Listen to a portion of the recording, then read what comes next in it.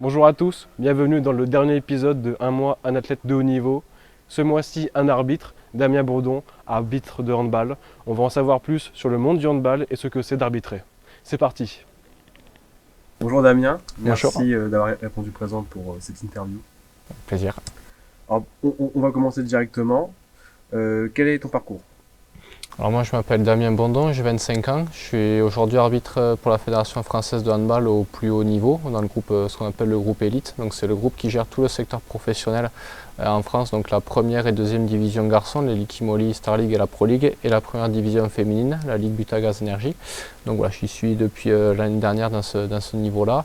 Et j'ai gravi les échelons au fur et à mesure, du niveau territorial, des premiers coups de sifflet en club, jusqu'à atteindre le plus haut niveau français. Et comment tu as fait pour obtenir le statut d'arbitre? En fait, c'est au début, quand j'ai commencé le handball, j'ai eu envie de connaître un peu mieux les règles de mon sport. Donc très vite, on m'a proposé de commencer à prendre le sifflet vers 9-10 ans à peu près. Et de là, j'ai commencé à me prendre au jeu, d'aller arbitrer les plus grands, des fois les plus petits aussi. Et de fil en aiguille, après, c'est un processus qui se suit un petit peu comme les joueurs au fur et à mesure. Hein.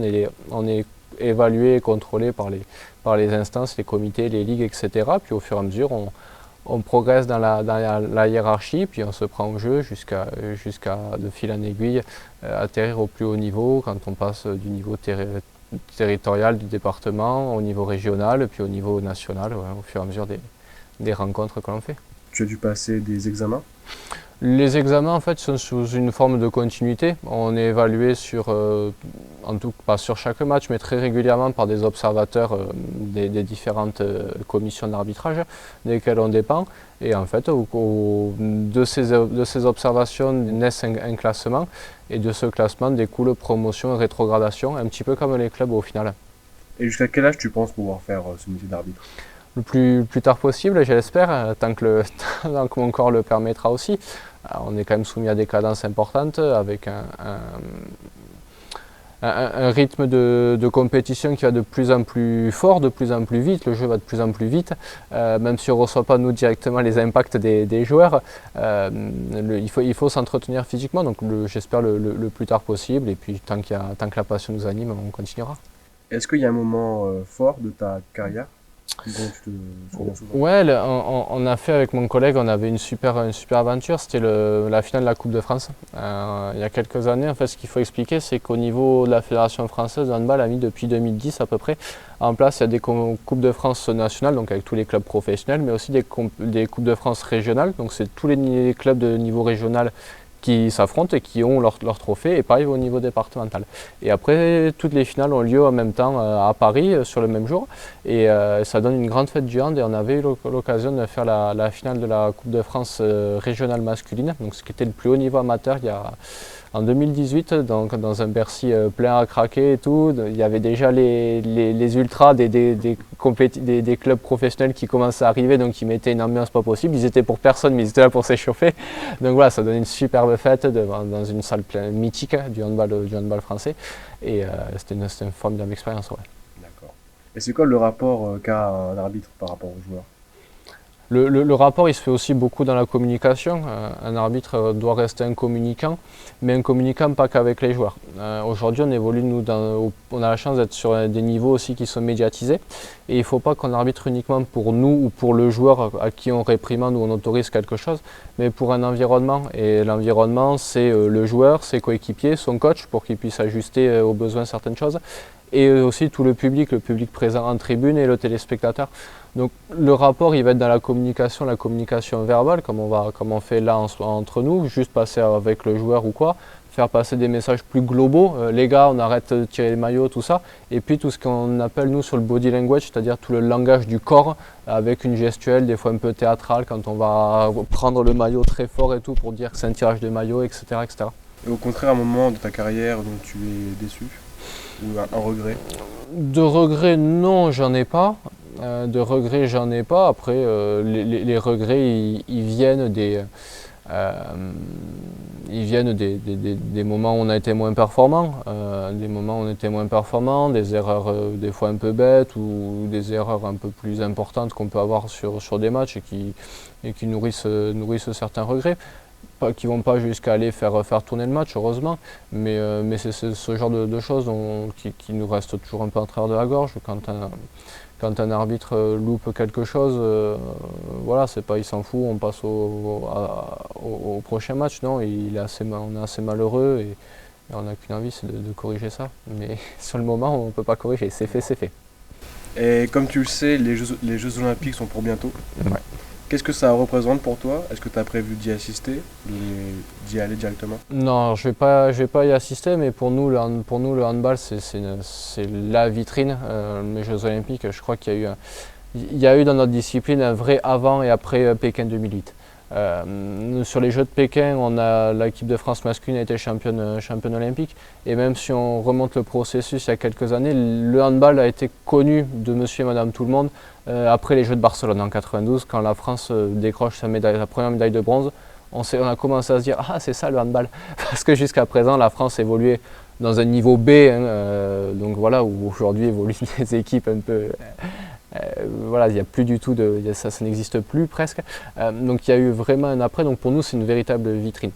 Bien sûr, on aura un œil particulièrement attentif. Sur les Jeux de Tokyo, nos filles et nos garçons ont ramené la médaille d'or.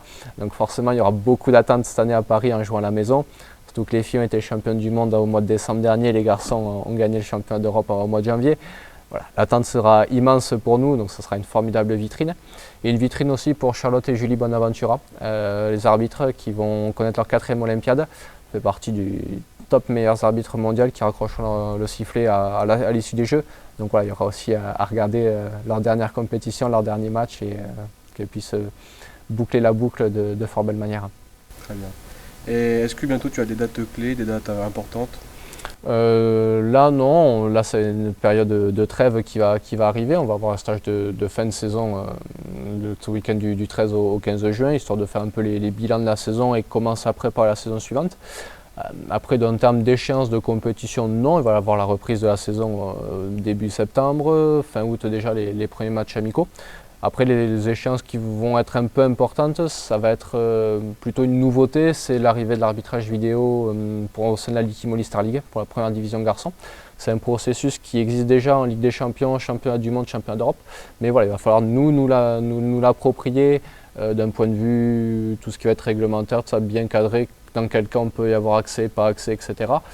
Et puis d'un point de vue technique, utiliser le dispositif. Donc voilà, c'est des choses qu'il va falloir mettre en place.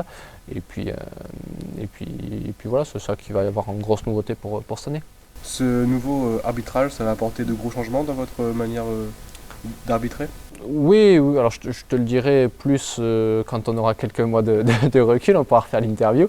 Mais oui, il y aura la possibilité au cas où de se corriger. De se corriger, des fois peut-être de donner un petit peu de poids à une décision. Quand on aura pris une décision, que quelqu'un viendra discuter, on pourra dire écoute, on l'a revu, donc là on ne peut plus trop discuter. Donc oui, ça va changer. Après, il faudra faire attention que ça ne coupe pas non plus le rythme. Ce qui fait aussi la beauté du handball, je crois, c'est cette intensité qu'il y a dans le rythme, etc. Et il ne faut pas non plus que l'arbitrage vidéo vienne à saccader complètement un match. Mais oui, ça nous offrira peut-être éventuellement une roue de secours au cas où on voit un joueur qui est par terre, qui se tient le visage, qu'on n'a pas vu parce qu'on était mal placé ou quoi. On pourra toujours se dire ouf, ouais, j'ai le joker, je vais aller voir ce qui s'est passé et finalement prendre peut-être pas la bonne décision, en tout cas la moins mauvaise. La meilleure décision, c'est celle qui a été prise à l'instant T, mais en tout cas pouvoir se rattraper et qu'il y ait une certaine justice qui soit rendue sur l'instant. Ouais. Et pour finir, quels sont tes objectifs à moyen et long terme?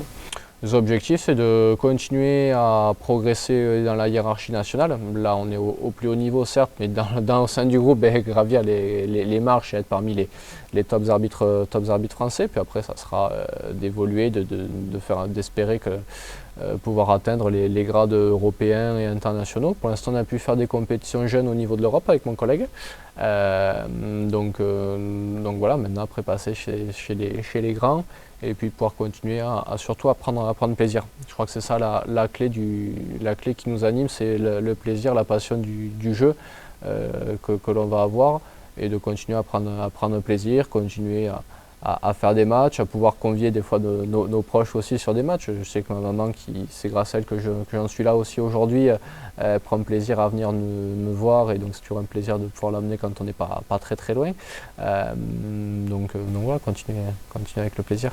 D'accord, super. Merci d'avoir répondu à toutes mes questions. Avec plaisir. Et on peut que te souhaiter bonne chance pour tout ce qui va venir. Merci beaucoup.